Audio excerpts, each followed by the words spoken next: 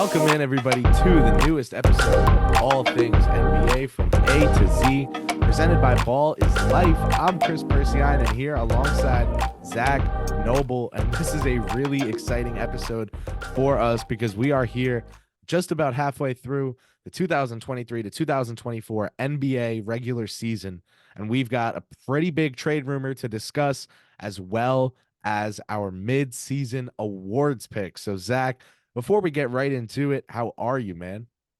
Doing great, dude. Just loving tonight's game. So it hasn't uh, been a boring night by any means. I've enjoyed both the Jokic Embiid battle and then right into the first half of OKC and Clippers. Yeah, it's been a blast. Some of the best And hoops I've seen in a minute. it's been a good second game, but that first game was really good, man. That met all of my expectations.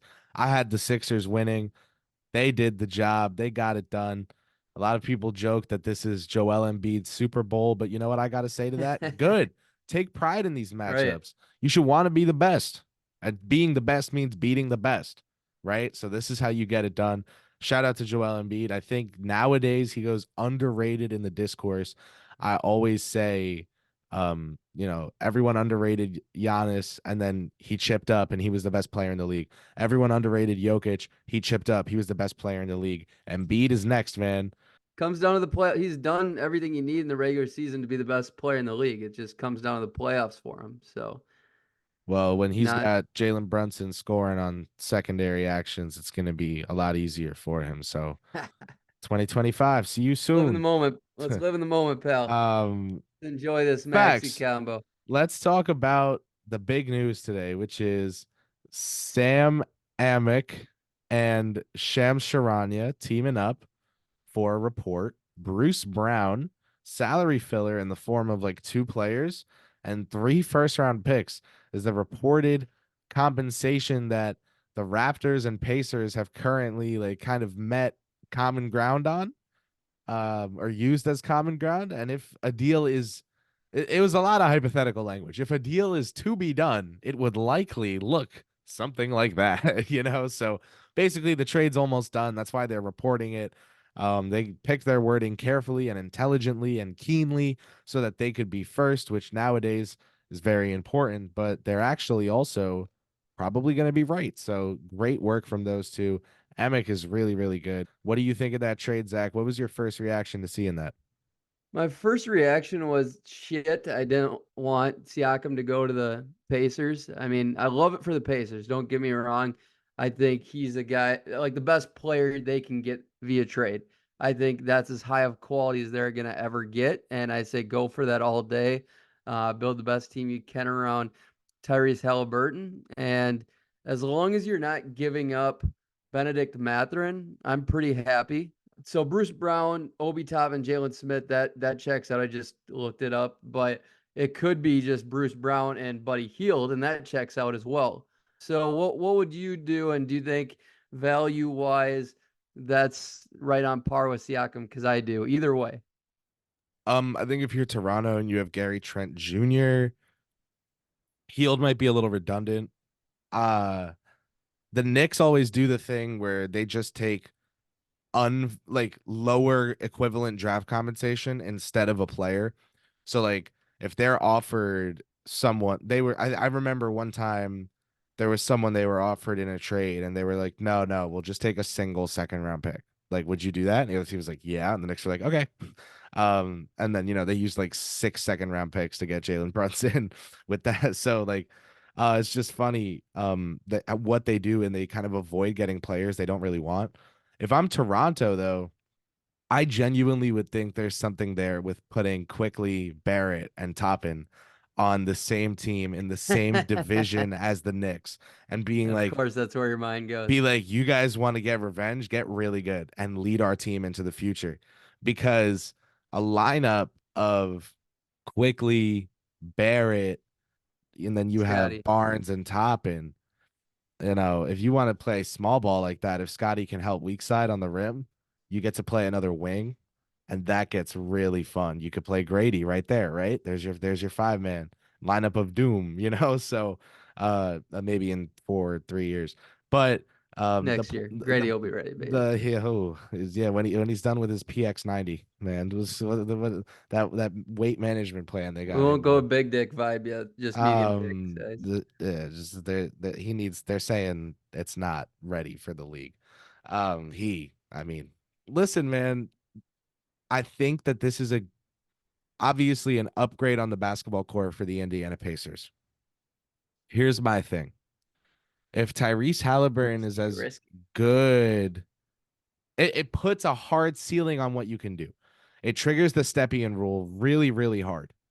Okay, so your ability to make in season upgrades is limited.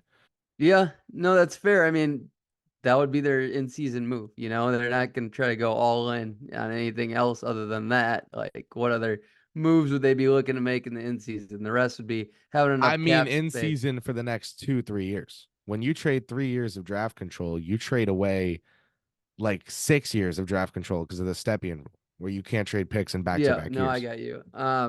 I think that would attract a free agent. But the problem here is it's a big risk because Siakam says he's not committing to anybody. If that's accurate, which I kind of buy it, he's never experienced a free agency period. Um, Indiana's still got to take that risk, in my opinion. 3 first is just fine for a guy like Siakam. Harden for Um, 3, and the Clippers go up 9. yeah, I definitely think the Pacers, it's a no-brainer for them, honestly. Unless you really believe in like Obi Toppin really popping, and I am not there. I'm not there. And I'm a huge Siakam guy. I love the Turner Siakam fit. I really believe in Benedict Mather, and if you can slot him in there, just because depth purposes, you're gonna need that. He is the 15th worst defensive EPM in the NBA this season. That's fine. That's where I mean Siakam Turner. I mean, it's a terrible defensive team anyway, so that's not what they're worried about right now. And Bruce Brown, I mean, good riddance, pal. I mean, he didn't do much for that defense, and he chased the bag this year, so you can't feel bad for him. He got what he wanted. He's going to be on the move. Probably he'll get traded from Toronto again You if think that trade Philadelphia goes goes down. for him? I think a lot of teams should. That's a big number. I mean, you're giving up Tobias Harris at that point, and Bruce Brown. No, I think next year's a player option, even no, a team option, right? I don't think he's locked in for that shit deal for another year. So, yeah, I mean, I'd be cool with that for the Knicks. It's just, again, I mean, are they gonna have the minutes for him? The way Miles McBride is popping, bro. Deuce is nice, bro. Uh, give me Brown all day over him. Yeah, but Deuce is nice. Make that. All right. Well, We'll save Deuce for another day. it's time to pivot to our mid-season award choices. We had the Nuggets and 76ers go at it tonight. That's the two best bigs in the game, Nikola Jokic and Joel Embiid, going head to head, toe to toe. Embiid took this one. Zach, does your MVP pick have anything to do with that game? We're gonna start right at the MVP. So I will tell you, I mean, at this moment, the MVP has nothing to do with that game, but it definitely helps the long term battle. And that's kind of where I said, I mean, one game, the head to head will matter when it's all said and done if it's still close. But right now, I mean, Who is your pick if the season ends today? all right. So Joel Embiid's the best player right now. Unfortunately, he's not the MVP because of games played. By the Hoops Hype global rating scale, he's on pace to be ineligible, and he's missed 9, 10 games already. So unfortunately, he's in like that 3, 4 range. But like last year, he caught up at the end because Jokic started missing games, and so basically by default, he worked his way in there because he had a healthy last 10, 15 games. So, Philly fans, don't come at me just yet, but SGA right now is the MVP. He's the reason they are in this game against arguably the best team in the league right now, the Clippers. He's been incredible, top to bottom. I mean, global rating, whether you like that stat or not, I tend to have, I've really enjoyed it following that stat closely this year. And last 30 days, they have him number one. For the year, he's right there in the mix. But I just think for what he has around him, nobody's making a bigger impact when it comes to winning value. So it's SGA, Jokic is right there, Giannis, and then Embiid. I don't care. Like Embiid's number two just because he's like so good right now. I mean, when he plays, his peak has been higher than anybody, but those games played is what puts him more at like 3-4 range for me. Yeah, man. So Shai Gilgeous-Alexander is also my MVP at this All right. juncture of the season. You take a look at EPM, estimated plus minus. It's one of the two stats that NBA, that's one of the two advanced stats that NBA front offices pretty much all legitimately use and legitimately pay attention to. There are two guys that are ahead of the pack. Now, Halliburton, Doncic, Jokic, and Antetokounmpo are that group right below, but Giannis Antetokounmpo's EPM this season is 7.1. That's 99th percentile. Shai Gilgeous-Alexander has a 9.8 EPM this season, and Joel Embiid is first in the league at 10.2. I agree. Embiid has been the best player in the NBA this season. He's played 29 of 39 games. SGA has played 38 of 39 games. Basically, he's zero point 0.2 lower than Embiid on offense, zero point 0.3 lower than Embiid on defense, and he's by far second. Like there's no one within, even in the 8 range. 7.1 is the next highest, and he's at 9.8. It's just ridiculous, ridiculous play from him. And you take a look at the conference standings. Yeah, the Timberwolves are 28 and 11, but the Thunder are right there at 27 and 12. Now, Chet Holmgren is really, really, really good, and he's definitely the second best player. SGA is definitely the best player. The Timberwolves, the best player this season, I think could be the debate, could be up in the air just a little bit. It's not up in the air, but I mean, you're right. It's closer than people give it credit for. Um, Cat and Rudy are really freaking good this year. It's a pretty balanced, and they all take away from each other for sure. Like for context, I have Ant down at number 9 right now. His highest he was like 20 games ago because I do it on a weekly basis. I had him up to number 3 at one point, um, but he was averaging 27, 28 around then. But yeah, SGA man, it would be really cool for Oklahoma City, but also just for a guy to be this young to take this award out of left field, and also a guy that most improved player last year and then goes to the MVP, and a guard. Like, check this out. Guard shooting over 50% is insane in general. He's shooting 56% right now. And 31, 32 points per game on top of that. Like, the dude is a two-way savant. Like, he is borderline all defense too, in my opinion. I think he's that good defensively.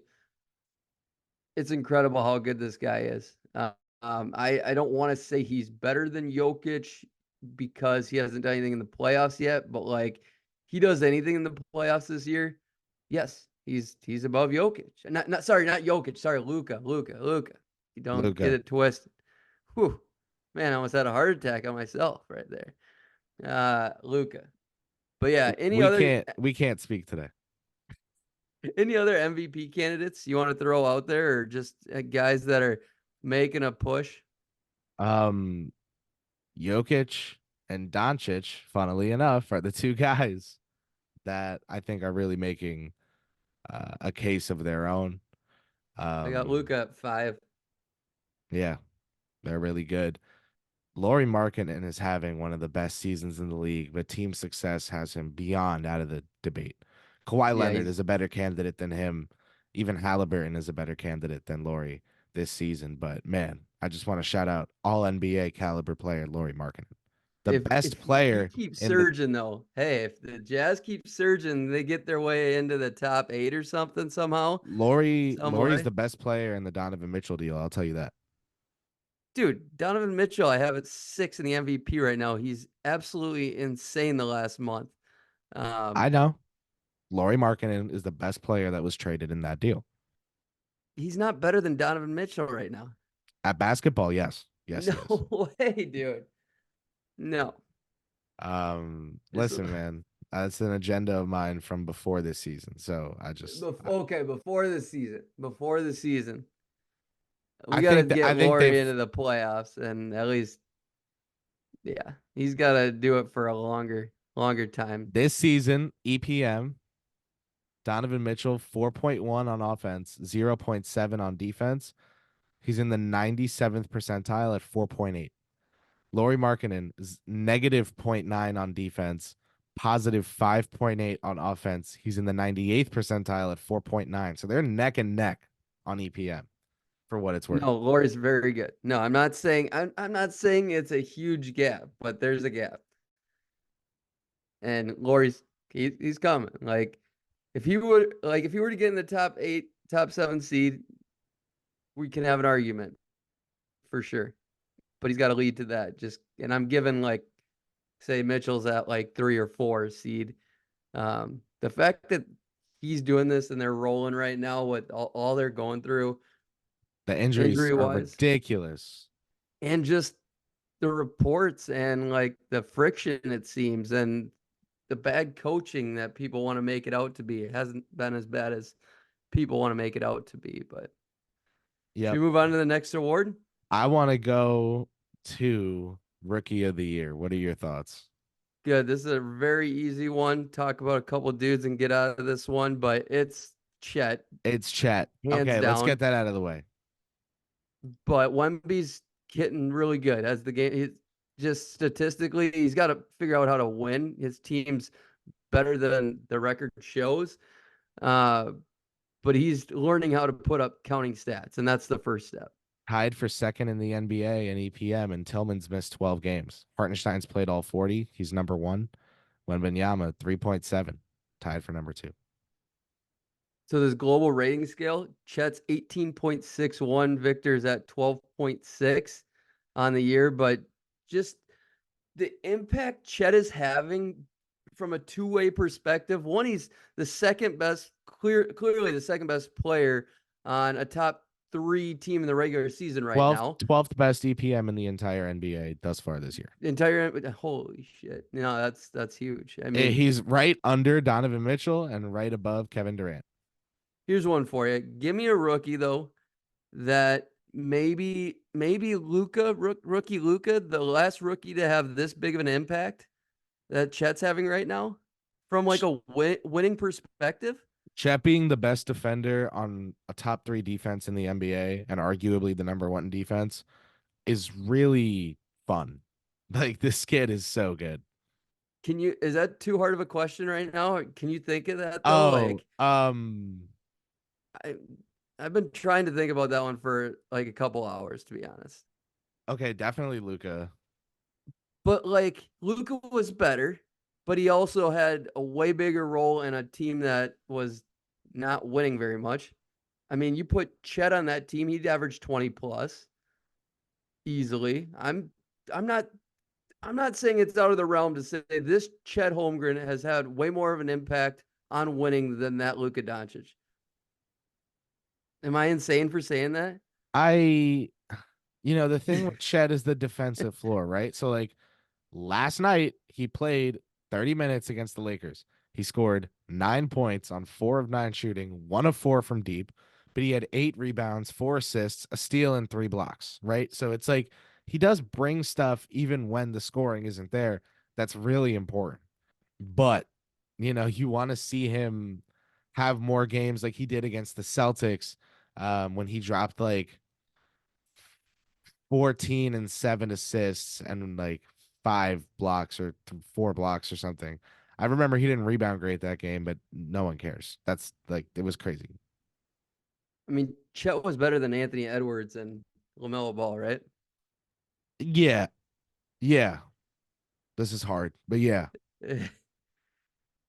We're That's halfway so through the hard for year. me It's to tough. say. If the season ends today, I guess so, man. Yeah. No, and then Zion didn't pull much. Ja Morant was pretty good, but I'd still impactful. I mean, Only being halfway through the season, it's hard. But if it ended today, yeah, that's what we're yeah, talking about. exactly. We got to go with that. Okay, so we agree Wemby's awesome, but it's Chet. I just want to shout out Jaime Jaquez at number 3, Brand Miller at 4. Those are the only people that are even remotely in the conversation. Agreed? Um, um, Keontae George, Jordan Hawkins, Derek Lively, maybe. oh, Lively. Lively not doesn't have the games played, but he was really good. People people were talking about him as like maybe third when he was playing. The thing with Lively is, I mean, you could, if you round up, you get to 9 points, 8 rebounds. Um, Analytically very good. He checks out incredibly well. He, like, as a big man already, like a tier 3, tier almost borderline tier 2 big man.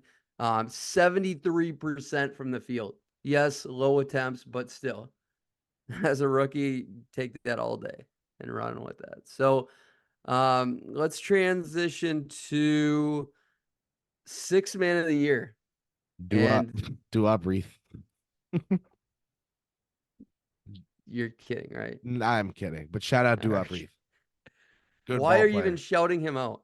No, just good ball player. If you the real Okay. no. All right, who do you got? Good ball player. All right. So this one actually is closer than um, I originally thought. Okay. I thought like my guy was running away with it, but you could argue 5, 6 guys, and I'm okay with it. My number one, mainly because of efficiency, mainly because I think he's having the biggest impact and just he's a clutch performer. Uh, I think he's going to just be important the rest of the way, too, is kind of why I'm giving him the nod. But Norman Powell is my 6 man of the year. All right. That's a pick, man. You love Norman Powell.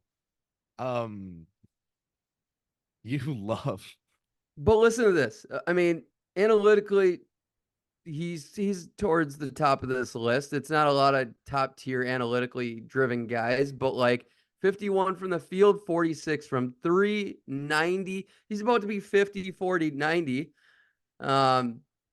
14 points a game. And I think as the season goes, I think he gets to 14, 15. I really do. I think his values get more important. They rely on him in the clutch. He's in that closing death lineup. Listen, here's my pick for sixth man of the year because we got to keep this thing moving. I got Malik Monk. I have him at number 5. Why Malik Monk over? This guy is not a great defender, but Yeah, that's the stat that I think for six man of the year you can care a little less about. Six man of the year has always traditionally been about a bench scorer, and Malik Monk has been really good, 85th percentile on the offensive end this season. And let's just, you want to run the counting stats? Well, it's 15 points and 5 assists, 40% from downtown, 44% from the field. That is awesome. He's so good. He's my sixth man of the year. He's really helping out the Sacramento Kings. I know right now they feel like a good bet for a nightly collapse, but they're going to be 23-17 after tonight if they lose, and that's still pretty good. I look at Malik Monk though. Just it's weird. It's hard to explain because I look at him out of this list. So I'll tell you, I got Tim Hardaway Jr. number 2, Benedict Mathurin number 3, Jaime Jaquez 4, Nasreed 6, Cole Anthony, Bobby Portis, and Buddy Hield. That's my list. Malik Monk at number 5. Like I said at the beginning, I could accept Malik Monk, maybe 1, 2 ish.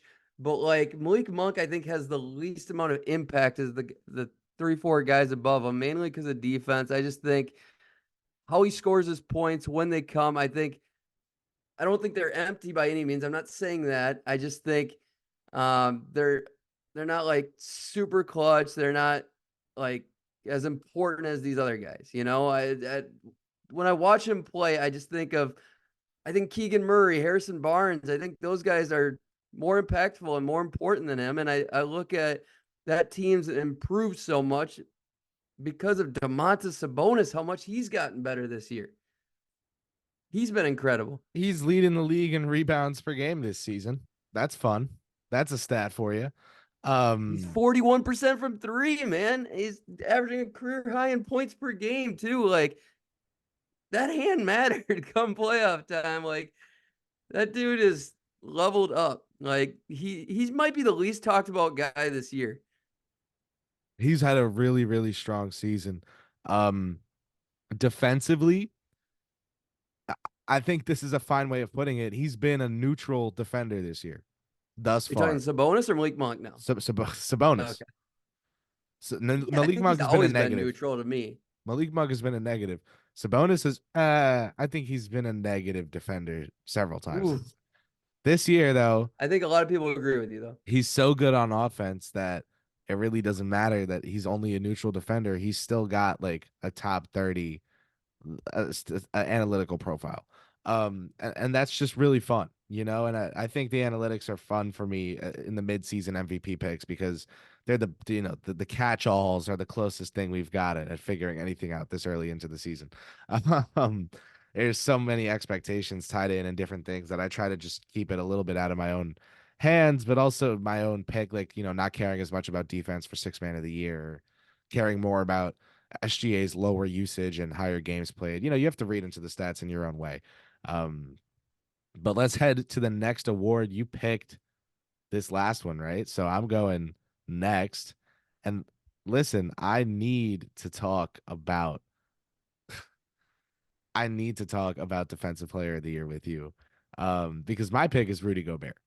That's who Thank I've you. got There we go. at this juncture in the season.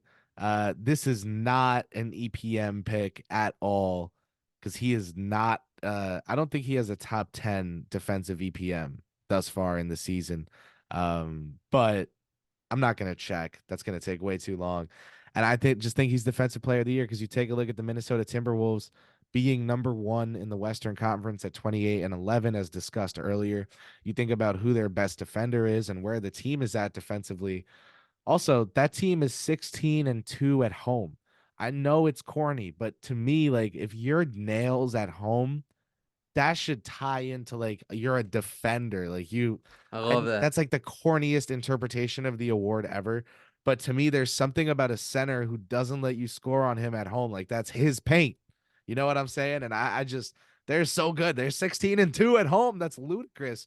And I just think that you take a look at the defense and it's everyone knows who the top dog is in that defense. But I gotta know what you think of that pick because do you agree? Do you agree because you're a Timberwolves fan? Do you agree regardless? He's exactly what we expected and hoped for when we made that trade and gave up everything. I mean, a lot of people don't like giving award to somebody who maybe declines in the playoffs, but I hate to break it to you, most players, basically all players ever decline. Um, just the way it goes. So it's hard to factor that in. Like same with like Embiid for the MVP. It takes time to break out. Everything has to fall your way. I mean, health matters, all that jazz. But yes, Rudy Gobert is my defensive player there as well. He does lead in some defensive, I mean, categories. I mean, it's not like glaring in a lot of them, but like D LeBron statistic, he's number one. He's on the number two, three. Maybe some people think we're still number one best defense. I think we're closer to two or three. Uh, just, I think it's still pretty inconsistent at times, but he's always consistent. And I, I almost go to the point that he might be the most valuable player on our team. I truly believe that. I mean, some people think Mike Conley's really unlocked this guy, but he was this good last year defensively. We were a top 10 defense, basically all the games he played. And Jaden McDaniels has kind of stayed about even, if not declined a bit this year. So you can't really weigh in that factor. Uh, but he's a worthy guy to have four of these things. He really is. He had some great teams in Utah. They just weren't good enough to do much in the playoffs. I and it's a award like he doesn't have a ton of competition. It's not like there's anybody like that amazing for this McDaniels has award. been really good on defense for what it's worth. Good. I mean, he's good. He's pretty damn good. But I'm not gonna say like last year was all NBA defense, in my opinion. I thought he was that good. I mean, you can maybe you think he's that good this year. I just think his offense has struggled a bit this year and hasn't grown like he's wanted. I think it deters his confidence. I really do. I Um, hear you.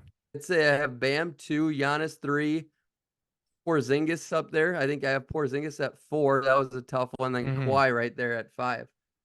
Okay. Um, dude, Isaiah Hartenstein is like top 5. He's the top What 5 is he guy. averaging in minutes though? That matters here. 24.9. Yeah, that's not even. You need to be at least 27, 28. All right, listen, that was the thing with Brooke Lopez the year that Giannis won, and I thought Lopez should have won. I thought Um, Brooks should have maybe won last year. okay. Hartenstein played 28 minutes against the Magic, right? But 42 against the Grizzlies, 32 against the Mavs, 28, 39, 35, 37, 39. He's been playing more minutes. It's been going up because Robinson's out. It's going to get up to 30 at least by the end of the season. I mean, the Knicks are, you can argue they're about 10th, 11th best defense. And uh, they give up the seventh least points. I mean, the defensive rating's 14. So, I mean, I always like to average those two out. Uh, but man, it just doesn't pop out. I mean, he's a rock solid guy, you know what I'm saying? He's not a guy that, I mean, when I like that award, like RoTY makes some really critical plays, and RoTY will get out on the perimeter. Do you see Hartenstein doing that a little bit? Yes, but I feel like he's just a not as part stable. of not as part of the scheme. The scheme is drop. So I think he's just like a Zubat, you know, He's way better. on defense. Yeah. I'll pay more attention to that. I think Watch. because Two Zubac's steals, is two pretty. steal, two He's steals, always been four good. blocks against Memphis. 3 steals, 1 block against Portland. 4 steals, 2 blocks against Washington. 2 steals, 2 blocks against Philly. No steals, 5 blocks against Chicago. Against your Timberwolves, he had 3 steals, 3 blocks. Also, this guy pours in 8.3 rebounds a game this season, which is a career high. But you take a look at his last, I don't know, 10 games, and it's a much different number. 12 rebounds last time out, 20 the game before, 15, 14, 19 the games before. He's been crazy. 6 rebounds the game before that, but 20 the game before that. He's making up for it. I'm just saying he's top 5.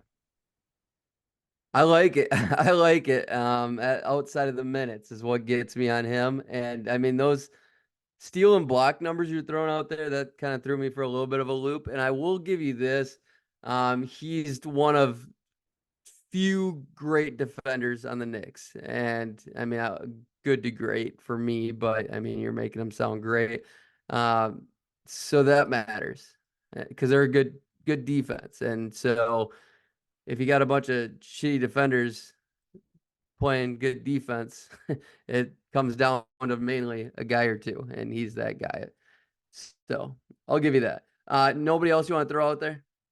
I mean, you got to shout out, like you said, you got to shout out Bam, but I think Embiid could deserve a little shout, but the Sixers team defense, I don't know if it's there for me to say that. Wembanyama's been so fantastic, but the team's success is non-existent. On defense, you really like?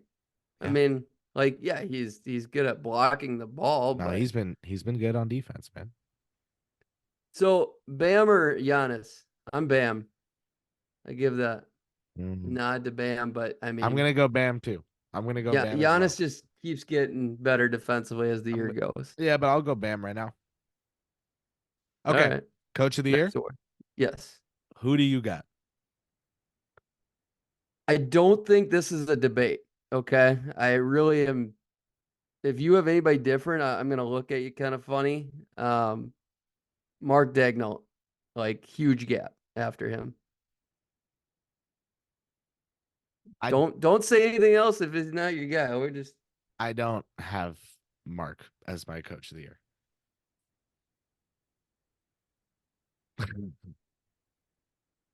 I don't know what to say. We might need to just cancel the programming. End the show right here. Listen, man, my coach of the year works in the Twin Cities. Fantastic ball coach. I loved him since he was an assistant on the Pelicans. He's good at what he does. He's great at scheming out an offense, and his defense has been great this year. I know he has Rudy Gobert. I know they paid out the wazoo for Rudy Gobert, but they had a vision and they're acting on it. It's working. Respect, credit being given. Yeah, but I like to say, I give more credit to Mike Conley. I give more credit to Anthony Edwards' growth, Cat's maturity. I'll tell you, it's just the scheme, like it looks good about 30% of the time. The talent looks good 80% of the time, 90% of the time. And it's just enough, and they play hard and well rounded. It's still ugly at a decent amount of time. And the Thunder never doesn't look great to me. It always looks great to me. It's very rare. Like if their shot's not falling, that's the only thing. But they're still good looks. It's still the right shots. It's still a balanced diet. It's still guys know their roles and they're in their places. That talent isn't nothing compared to the Timberwolves. I think you're underrating them then. Polished talent. Okay. They have the talent on the roster. They're growing, but there's no way, like, yeah, they got a ways to go to mature to get to Jason the Wallace, Isaiah Joe, I get the talents there. SGA and Chet, elite defenders this year. Yes. Dort, we know what that guy's calling card is in the league. They're good. They're a good team. But why Finch over Dagnall? Just you like their scheme? You scheme better? Offensively, yes, I think OKC's defense is better, but Minnesota has the better record right now. So By a game, half a yeah, game. we're doing if the season we're doing if the season ends Yeah. today. And No, and that's sometimes the deciding factor. I'll give and you that. aren't the Thunder, I mean it's the fourth quarter, but they're down 10. So it'll be a game and a half. Hey, that works your card for sure. Any other coaches that have a shot? I mean, to me, Joe Mazzulla I absolutely wanna has I a wanna shot. give he's not winning and he shouldn't be top three, but he deserves a participation trophy or more than that. Will Hardy becoming one of my favorite NBA coaches. Love him. The recent news about him kind of just discovering Colin Sexton is hilarious to me. He basically came out and admitted that he was going by Colin Sexton's reputation on the Cavs and other reports he heard versus watching Colin Sexton, getting to know him himself and giving him a fair chance. And then he finally came around on him. He's like, oh, this dude's a dog. This dude works harder than anybody. This dude can absolutely ball. Kudos for the self-awareness, but you should always have an open mind. That's a great learning tool for all Yeah. coaches out Hey, there young and coach, gotta people in learn life. sometime. Yeah. No, I outside of that, I do like Will Hardy. I think he's overachieved his ass off 2 years in a row now and growing to do even better this year with just a weird roster. Very weird roster. And a lot of these guys are just super inconsistent. And the fact that they're in the hunt and 500 is incredible. So, yeah, he could definitely sneak in here. So that's a great shout. But Joe Mazzulla, I think if he somehow record wise they win like 63 games or better, I think he would have to win it, but it has to be an absurdly solid gap between them and the next team, whether it's Timberwolves or OKC if they hang strong. I hear you. All right. Well, we have one award to go. And I know we started out with MVP, but this is certainly last but not least. It's the most improved player award. Zach, I'm going to start with you. It's the last award.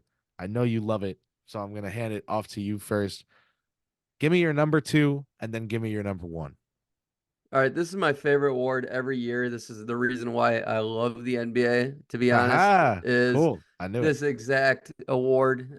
And just player development and growth, watching guys pop off and go through the hurdles and all that jazz and becoming the person and player they were meant to be. And so for me, this award isn't just counting stats, okay, which is usually who wins it, who takes the biggest leap counting stats. I mean, you got to become a valuable player, impactful. It's just basically a different iteration of the MVP as well, in my opinion, because usually the player that wins this is on a good team.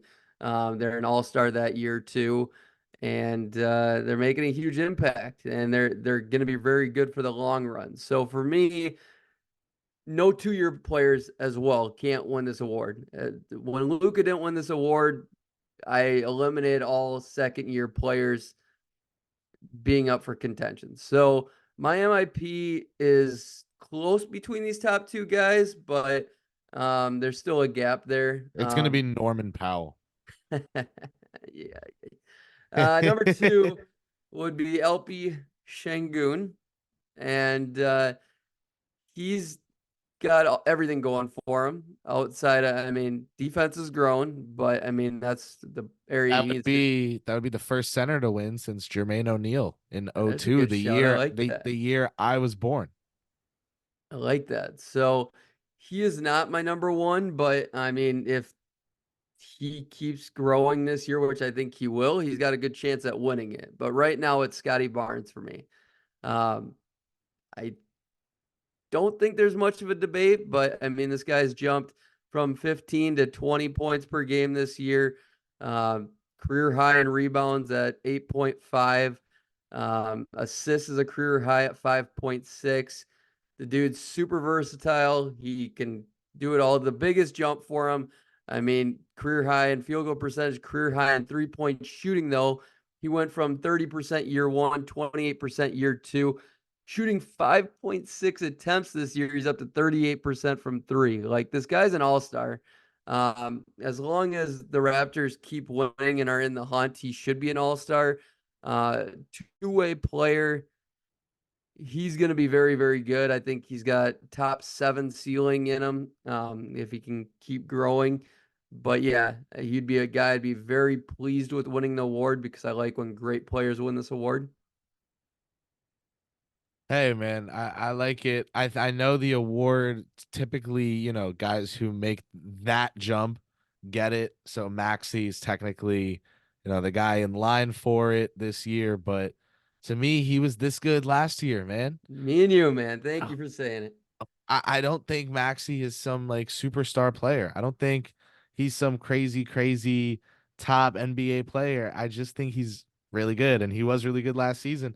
Scotty Barnes, to me, the biggest jump, Zach, is in the 3-point territory, the 3-point area, man. The amount he's taking per game, Mm-hmm. like he's making more per game this season than he took per game. Like it's just crazy. Like the jump is nuts, and it's the volume and the percentage going up is so impressive to the extent that they both did. For that reason, I know I sound like I'm in Shark Tank, but for that reason, I'm in on Scotty Barnes as the most improved player. Respect to him up in Toronto. I know it's been a little bit of a different stretch for him recently, but that it's expected with new ball handlers, new teammates. So he'll get used to playing with Quick and RJ, who have been really great there in Toronto, and Scotty's going to keep getting better, I think. So this has been a really big jump for him this season in a lot of important swing areas for his game. Love that. And I appreciate what you said about Maxi. I mean, you've both been on that train. And the thing is, it literally just comes to minutes for Maxi. Like, he could do everything he did right now last year. I mean, he was a way better, um, more efficient player last year. 48 instead of 45% from the field. He was 6% better from three last year. Just basically counting stats have gone up, and that's because Harden's gone. He needs to handle the ball more.